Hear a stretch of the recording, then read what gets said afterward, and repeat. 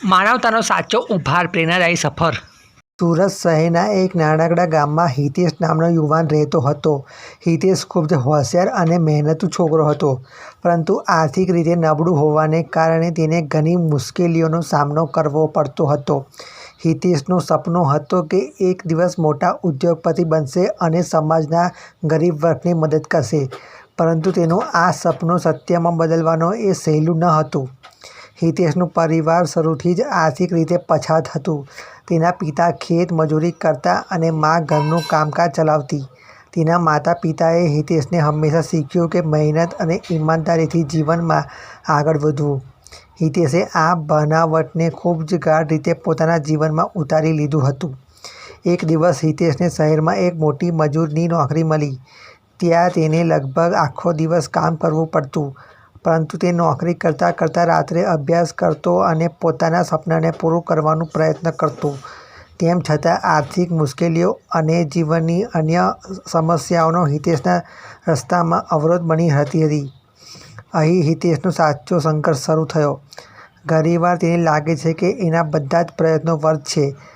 એના મિત્રો અને સગાઓ તેને ક્યારેય સારા વર્તમાનથી આશા ન રાખતા કહેતા।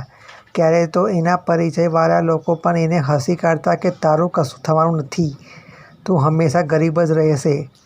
પણ હિતેશને પોતાના સપનામાં વિશ્વાસ હતો। એક દિવસ તેના નાનકડા ગામમાં મોટી ઉદ્યોગપતિ કવિતાબહેન, જે સુરતથી જ એક સફળ બિઝનેસ વુમન હતી। આવી કવિતાબહેનનું નામ લોકો ખૂબ જ માન કરતા, કારણ કે તેઓ ગરીબોની સેવા કરીને જાણીતા હતા। કવિતાબહેનનું સન્માન કાર્યક્રમ ગામમાં રાખવામાં આવ્યું હતું। હિતેશને આ કાર્યક્રમમાં હાજર રહ્યો હતો। જ્યારે કવિતાબહેન મંચ પર આવી અને પોતાના જીવનના અનુભવો શેર કરવા લાગ્યા, ત્યારે હિતેશે જણાવ્યું તેઓ પણ એક સમયમાં હિતેશની જેમ જ આર્થિક સંઘર્ષનો સામનો કરી ચૂક્યા હતા। કવિતાબહેનની કથા સાંભળીને હિતેશને બહુ મોટી પ્રેરણા મળી। પ્રોગ્રામના અંતમાં હિતેશે કવિતાબહેનને મળવાનો નિર્ણય લીધો। તે કવિતાબહેન પાસે ગયો અને પોતાની સમસ્યાઓ અને સપનાની વાત કરી। કવિતાબહેનને એ વાત સાંભળીને આશ્ચર્યચકિત થઈ ગયા, કેમ કે તેમણે હિતેશના ચહેરા પર આત્મવિશ્વાસ જોયો। કવિતાબહેને હિતેશને કહ્યું, મારા પર આર્થિક સંઘર્ષના દિવસો હતા, મેં ક્યારેય હાર માની નથી, તે જ રીતે તું પણ ક્યારેય હાર નહીં માને। કવિતાબહેને હિતેશની મદદ કરવાનો નિશ્ચય કર્યો। તેમણે હિતેશને પોતાની ફેક્ટરીમાં નોકરી આપી, જ્યાં તે કામ સાથે વ્યવસાયની તાલીમ મેળવી શકે। હિતેશે ખૂબ જ ઉત્સાહથી અને મહેનતથી કામ કરવાનું શરૂ કર્યું। થોડા વર્ષો બાદ કવિતાબહેનના માર્ગદર્શન હેઠળ હિતેશે પોતાની એક નાની ફેક્ટરી શરૂ કરી।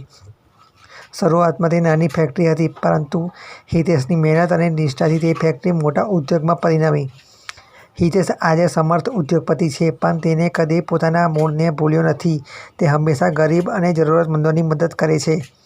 આ વાર્તા એ દર્શાવે છે કે જો માનવી ઈમાનદારી, મહેનત અને ધીરજ રાખે તો કોઈ પણ મુશ્કેલી મોટી નથી।